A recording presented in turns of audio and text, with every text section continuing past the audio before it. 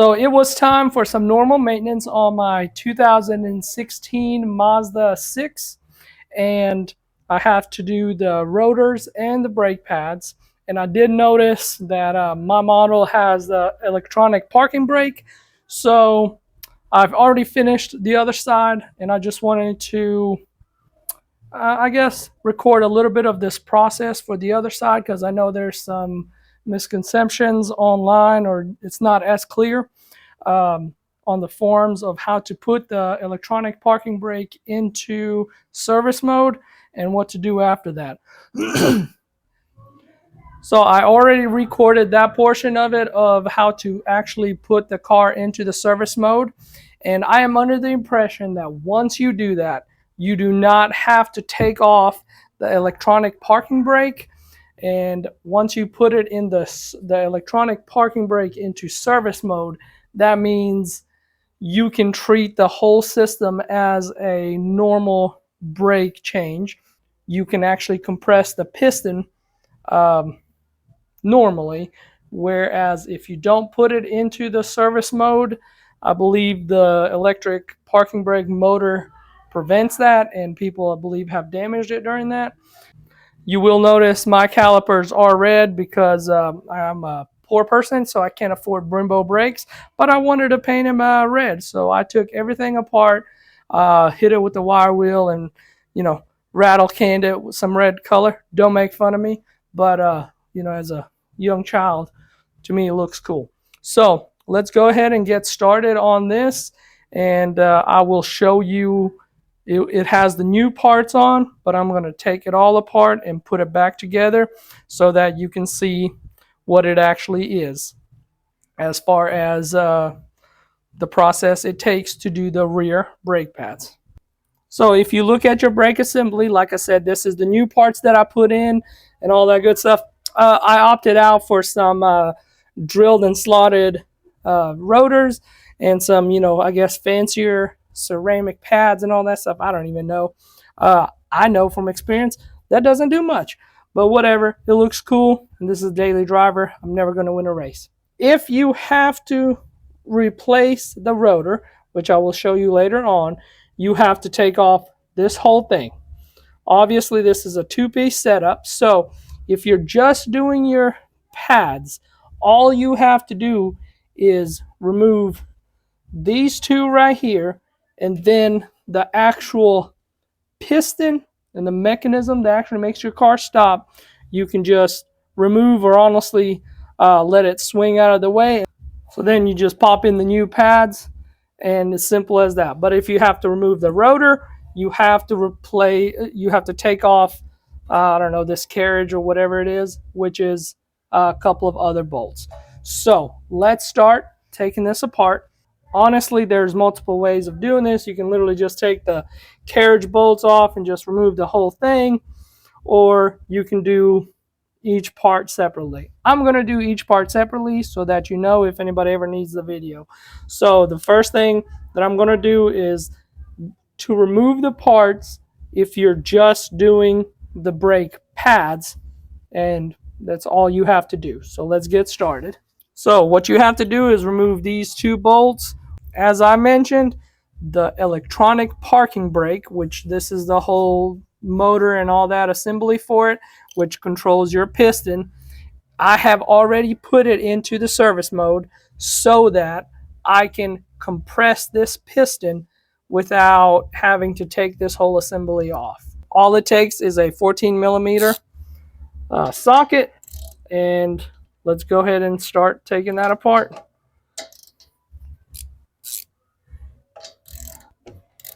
And of course, I have already taken this apart, so it's a little bit easier for me, but these bolts can and are prone to stripping, so please take your time. As you can see, mine is spinning right here. So if you ever get to a point of that, you're like, I got the bolt loose and all that stuff, but the whole assembly is spinning, just take you a 19 millimeter wrench and just put it right there, because that's what size that is. And then you are able to actually take this out. So of course, like any bolt You gotta take your time. There we go. So that's out. Put it in a safe place. Pause here for a minute, and I'm gonna say go ahead and take off the electronic parking brake motor connector, and it's just a tab. You push in and pull, and there we go. Comes out. I will just put it behind the shock. Then you can continue removing the bottom bolt.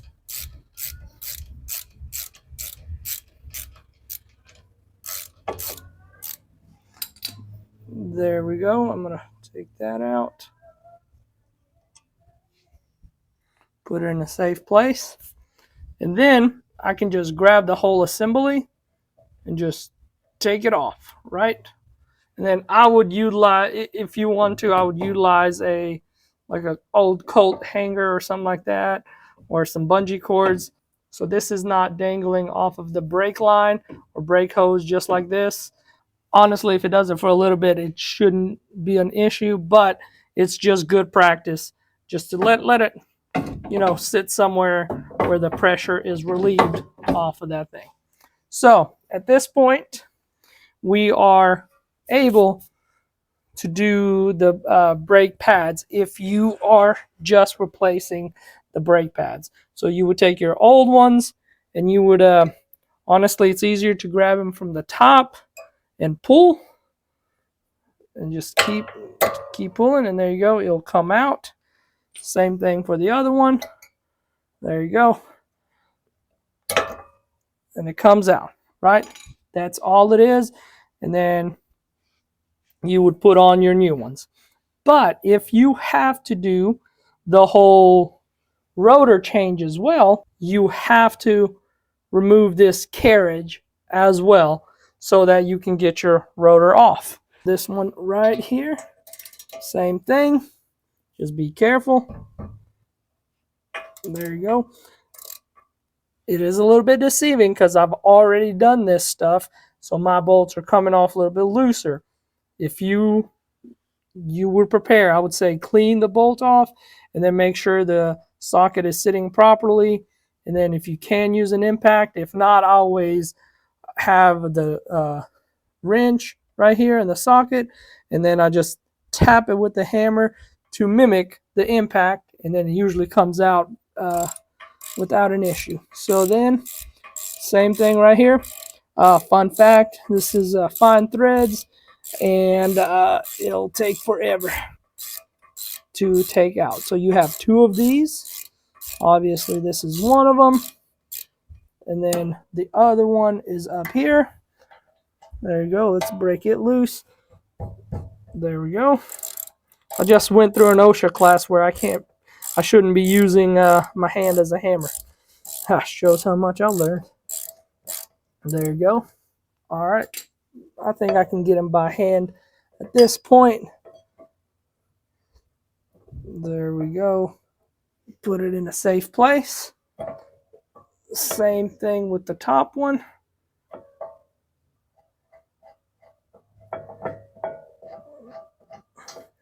There we go. Now the carriage is free from the actual vehicle, so put that aside gently. So usually if you're doing a whole kit, it comes with these rubber replacement boots and all that good stuff, so just be mindful of that.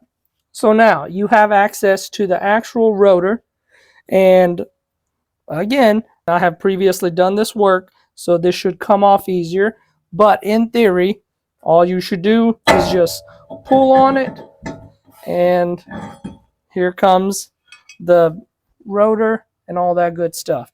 So there it is. It's just a free spinning hub, wheel hub, and all that good stuff. But that is essentially it, what you're supposed to do.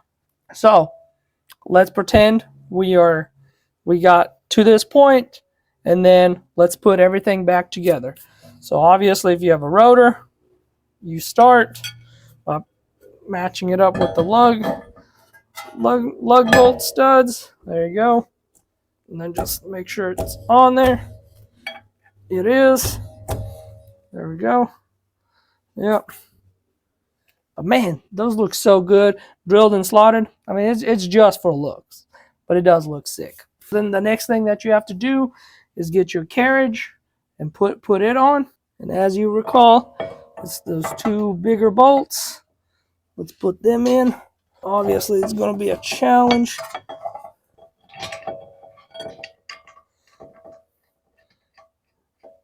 And anytime you do this work, there's never enough light. Just letting you know. Never. There we go. And for me, for this brake caliper, brake pad and rotor replacement, it has taken a lot longer because, as you see, this is red. So these are the original ones where I just cleaned them up really well and painted them. So that's why it's taking longer. So then the next one, put it in. To make it easier for yourself, if you're going to keep the car, I would put appropriate amount of grease or anti-seize in there to make it easier for you. And of course, clean as you go, because it's just so much easier when parts are clean and you're able to actually work on this. So then you just tighten it up. Of course, at this point, I'm going to need to use the tools.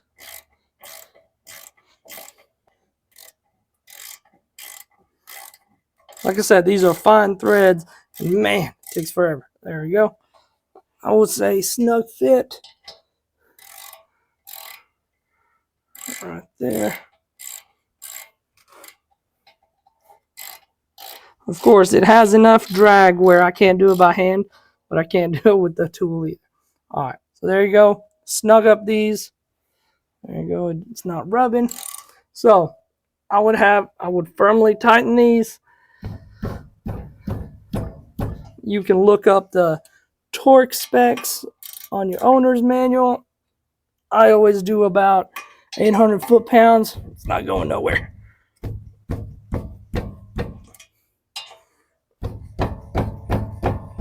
There we go. All right, so now you can actually put your brake pads in. So on this kit, the one with the wear indicator sits on the outside. You can go ahead and put the pads in.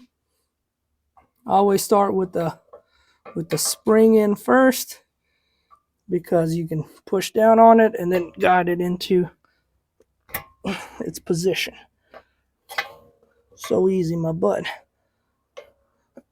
There we go. Right there. Now we're going to do the outside one. Same thing. I always put it on the spring so that I can compress it and then push it in. And there we go. So right there, there's the pads that are in and secured into the carriage. And everything looks good there. Now we can put back the piston caliper and all that good stuff. But I will show you, at this point, I would get a brake caliper or brake piston tool. This is just a cheap one from Advance or Riley's or wherever the heck I got it. I would just invest in this because this is a plastic part and I don't want you to damage it and all that good stuff. Because we put it into service mode, I am actually able to just compress this piston without any issues. Right there. There you go. And as I'm turning it, it's not taking any pressure to compress it back. So that means that procedure was followed correctly and without issues. So now I can go ahead and just put the electronic piston brake and all that good stuff on. There we go.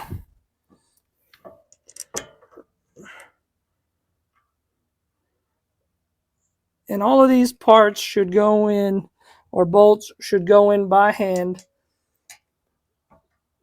So if it's not, see what the clearing, what you need to clear or something like that.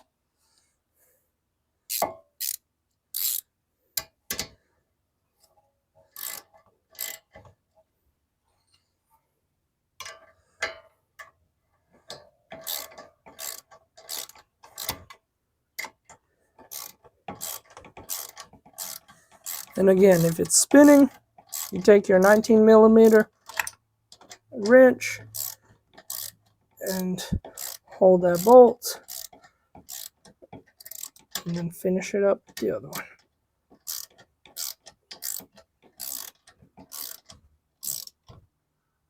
There we go. Now move on to the bottom.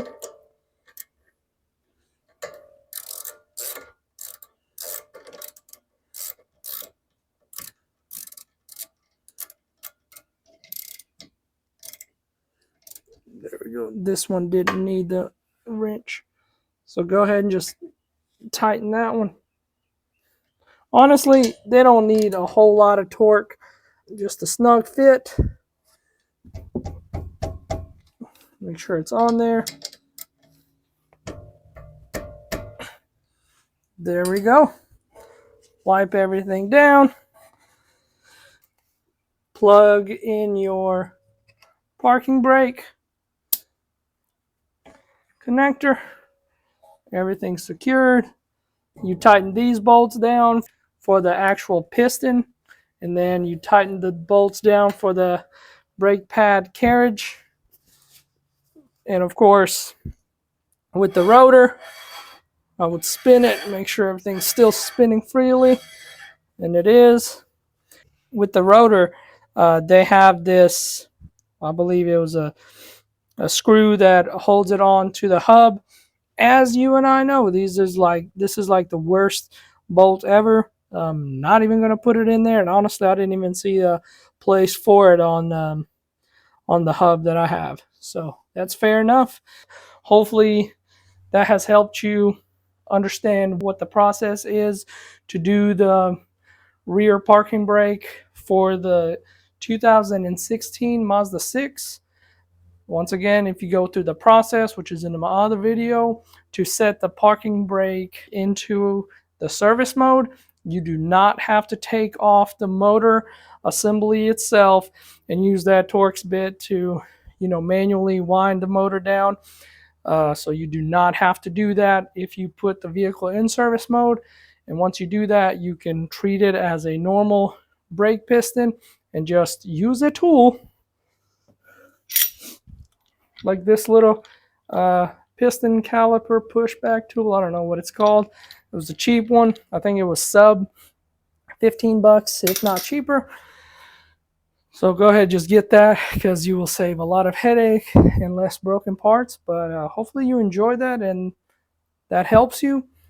Once you have completed your work, the only other thing left to do is to stare at it.